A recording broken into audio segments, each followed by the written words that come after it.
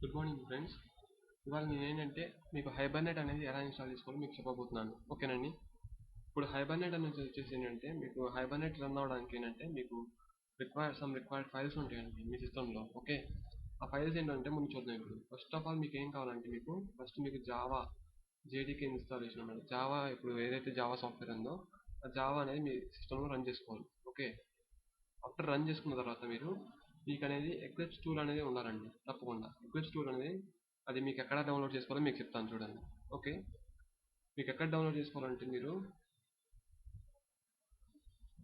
ఇక్కడ మీకు నేను చూపిస్తాను చూడండి. ఇప్పుడు వెబ్సైట్లో మీకు ఎక్లిప్స్ అని కొట్టండి. eclipse.org అనే సైట్కి వెళ్తే అక్కడ మీకు రకరకాల వర్షన్స్ ఉన్నాయన్నమాట. ఓకే, ఆ వర్షన్స్లో ఏంటంటే మీకు Java eclipse ID for Java ఈ డెవలపర్స్ అనేది మీరు డౌన్లోడ్ చేసుకోవాలి. అది మీ సిస్టమ్ డిపెండింగ్ బేస్ ఉంటుంది.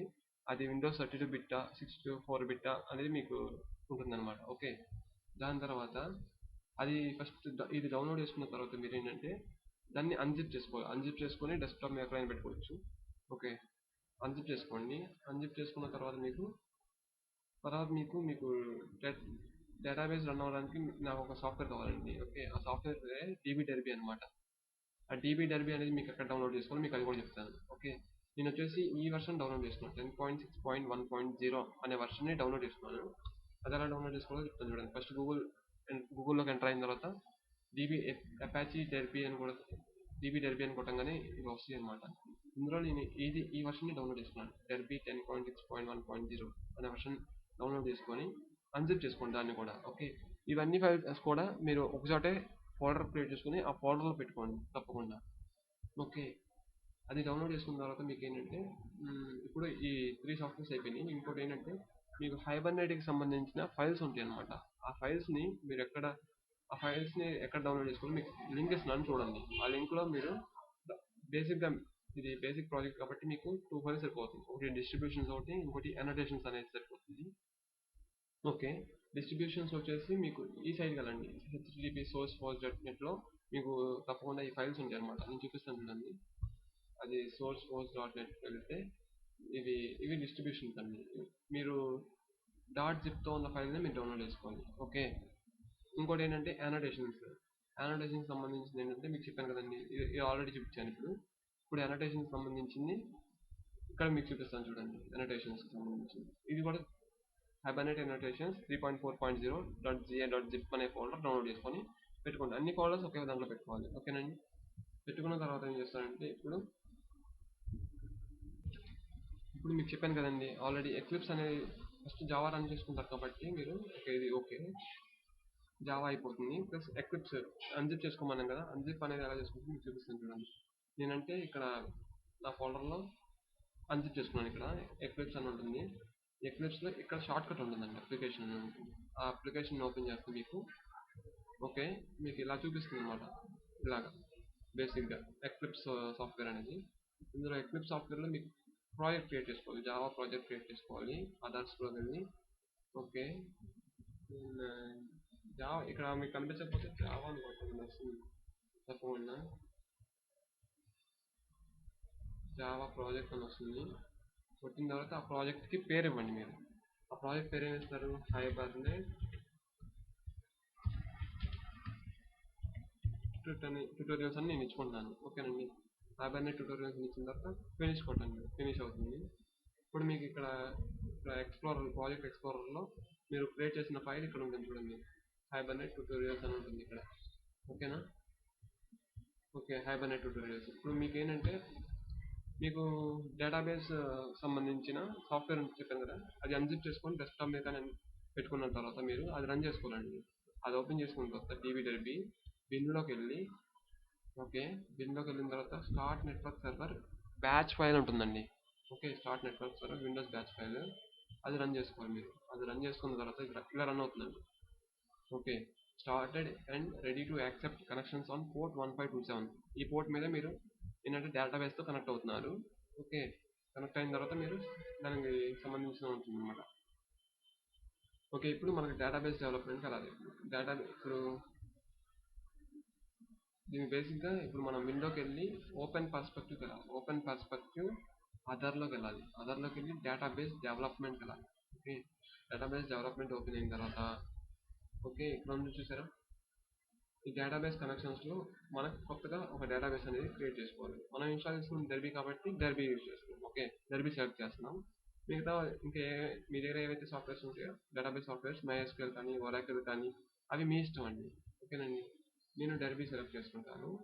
నెక్స్ట్ ఓకే, ఇక్కడ మీకు సాఫ్ట్వేర్ అనేది ఎలా లోడ్ చేసుకోవాలో మీకు చెప్తాను. అది jar file, main jar file అనేది ఎలా లోడ్ చేసి చెప్తాను చూడండి. ఇది 10.2 సెలెక్ట్ చేసుకోండి. ఇది ఇందులో హైపర్ జార్. నెక్స్ట్ జార్ లిస్ట్కి వెళ్ళి యాడ్ ఆర్ జార్ జిప్కి వెళ్ళాలండి. యాడ్ ఆర్ జార్ జిప్కి వెళ్ళిన తర్వాత ఆ డీబీ డర్బీ డేటాబేస్ ఎక్కడ ఉందో అక్కడికి వెళ్ళిపోవాలి మీరు డైరెక్ట్గా. ఓకేనండి, ఓకే ఆ డీబీ డర్బీ డేటాబేస్ ఎక్కడ ఉంది, ఇక్కడ ఉంది కదా. ఓకే, లైబ్రరీలోకి వెళ్ళి డెర్బీ బై క్లయింట్ ఇది సెలెక్ట్ చేయాలండి. తోడు డెర్బీ బై క్లయింట్ అనేది సెలెక్ట్ చేసుకొని ఓకే, కానీ మీకు ఎర్రర్ చూపిస్తుంది చూడండి. A driver already exist with that name, please provide a unique driver name అంటుంది. కాబట్టి ఇది తీసేయచ్చండి, ఎందుకంటే ఇది మన లొకేషన్, ఈ లొకేషన్లో ఉంది కాబట్టి ఆ ఫైల్ అనేది ఇక్కడ నుంచి మనం తెచ్చుకున్నాం అన్నమాట. ఇది తప్పని చూపిస్తుంది కాబట్టి డూప్లికేట్ అయిపోతుంది కాబట్టి మనం ఇది డిలీట్ చేసేస్తున్నాం. Remove dot. ఓకే, ప్రాపర్టీస్కి వెళ్ళిన తర్వాత ఇప్పుడు ఆ డేటాబేస్ నేమ్ మీరు ఇచ్చుకోవాలి. ఓకే, హైబర్నేట్ డీబీ అని ఇచ్చుకుంటాను. ఓకేనండి, ఓకే ఇంకోటి ఏంటంటే మీరు పాస్వర్డ్ ఇచ్చుకోవాలి. పాస్వర్డ్ వచ్చేసి నేను పాస్వర్డ్ అనే ఇస్తున్నాను మీకు. ఇవన్నీ తప్పకుండా యూజ్ అవుతాయండి, ఎందుకంటే మనకి XML ఫైల్ ఉంటుంది, హైబర్నేట్ కాన్ఫిగరేషన్ XML ఫైల్. ఆ ఫైల్లో మీరు ఇవి పెట్టుకుంటేనే మీకు అది యాక్సెస్ పర్మిషన్ ఇస్తుంది అనమాట. ఓకేనండి, ఓకే ఇప్పుడు ఇందులో 2 పారామీటర్స్ మనకి యూజ్ అవుతాయండి. ఒకటి కనెక్షన్ ఇవ్వాలి, ఒకటి అది కాపీ చేసి ఒక నోట్ ప్యాడ్లో మీరు పేస్ట్ చేసుకోండి. ఓకేనండి, ఓకే అదొకటి. ఇంకోటి ఏంటంటే ఇది క్లయింట్ డ్రైవర్ క్లాస్ అనమాట. డ్రైవర్ క్లాస్ ఒకటి, కనెక్షన్ ఇవ్వాలి ఒకటి, రెండు తప్పకుండా యూజ్ అవుతాయి. అది పెట్టుకుంటారు పక్కన. ఓకేనండి, అది పెట్టుకున్న తర్వాత మీరు ఓకేనండి ఇప్పుడు ఏంటంటే ఆల్రెడీ ఈ రెండు పారామీటర్స్ మనం కాపీ చేసుకున్నాం వాటికి. ఓకే, యూజర్ నేమ్ పాస్వర్డ్ ఇచ్చాము. ఓకే ప్లస్ ఓకే చేయండి. ఓకే చేసిన తర్వాత ఈ డేటాబేస్ నేమ్ వచ్చేసి కూడా మార్చుకోండి. మీరు శాంపుల్ అని ఉంది కదా ఇక్కడ, హైబర్నేట్ డీబీ అని ఇస్తున్నాను నేను. ఓకేనండి, హైబర్నేట్ డీబీ అని ఇచ్చాను నేను డేటాబేస్ నేమ్ వచ్చేసి. ఓకే, ఇప్పుడు ఇవన్నీ ఇచ్చిన తర్వాత ఏం చేస్తారంటే ఇది తీసుకోండి, ఇది URL ఉంది కదా, ఇది తీసుకొని, ఎందుకంటే మారిపోయింది కదా, ఇందాక శాంపుల్ అని ఉంది కాబట్టి ఇక్కడ శాంపుల్ ఉంటుంది. ఆ శాంపుల్ తీసేసి ఇప్పుడు మనం హైబర్నేట్ డీబీ అనమాట. ఓకే, హైబర్నేట్ డీబీ ఇది మనకు మెయిన్ అనమాట. ఇప్పుడు ఇవన్నీ అయిపోయిన తర్వాత మీకు ఇప్పుడు ఇది గమనించారా, పోర్ట్ నెంబర్ అని చూసారా, 1527 అని ఉంది. ఓకే, ఆ 1527 ఇక్కడ మ్యాచ్ అవ్వాలండి. 1527 ఇక్కడ ఇక్కడ ఏదైతే పోర్ట్ ఉందో ఇక్కడ కూడా అదే పోర్ట్ నెంబర్ ఉన్నది. ఇప్పుడు మ్యాచ్ అయితేనే మీకు తప్పకుండా కనెక్షన్ అనేది సక్సెస్ అవుతుంది. ఎంత అయిపోయిన తర్వాత మీరు ఏం చేస్తారంటే ఓకే టెస్ట్ కనెక్షన్ ఇవ్వండి. ఇలా పింగ్ సక్సీడ్ అని రావాలి సార్ అండి. మీకు పింగ్ సక్సీడ్ అని రాకపోతే కనుక మీకు ఏంటంటే కనెక్షన్ ఫెయిల్ అయిద్దండి, ఎందుకంటే మీరు ఏదైతే డేటా ఇన్సర్ట్ చేస్తారో అది డేటాబేస్లోకి వెళ్ళదు అనమాట. ఓకే, పింగ్ సక్సీడ్ వచ్చిన తర్వాత మీరు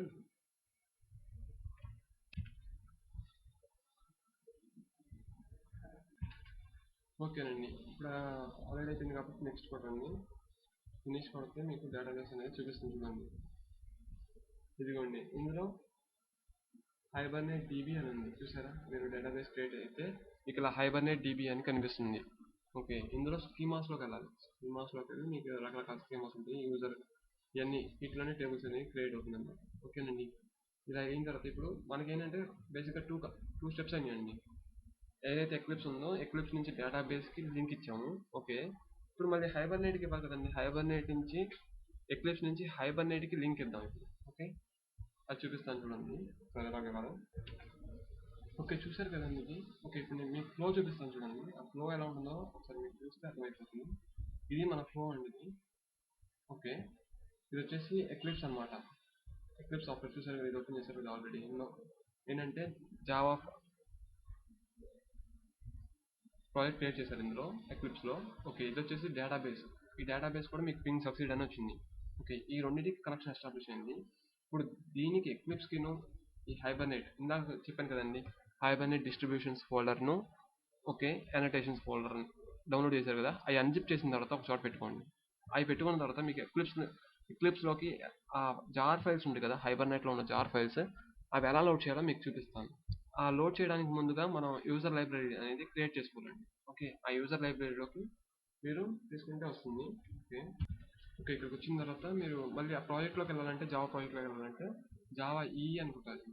జావా ఈ అని కొట్టిన తర్వాత మీరు మీ ప్రాజెక్ట్ ఎక్కడ క్రియేట్ చేశారు, హైబర్నేట్ ట్యూటోరియల్స్ అని ఇచ్చారు కదా, అక్కడికి వెళ్ళాలి. హైబర్నేట్ ట్యూటోరియల్స్ అని ఇచ్చి ఓకే, విండోలోకి వెళ్ళి ప్రిఫరెన్సెస్కి వెళ్ళాలి.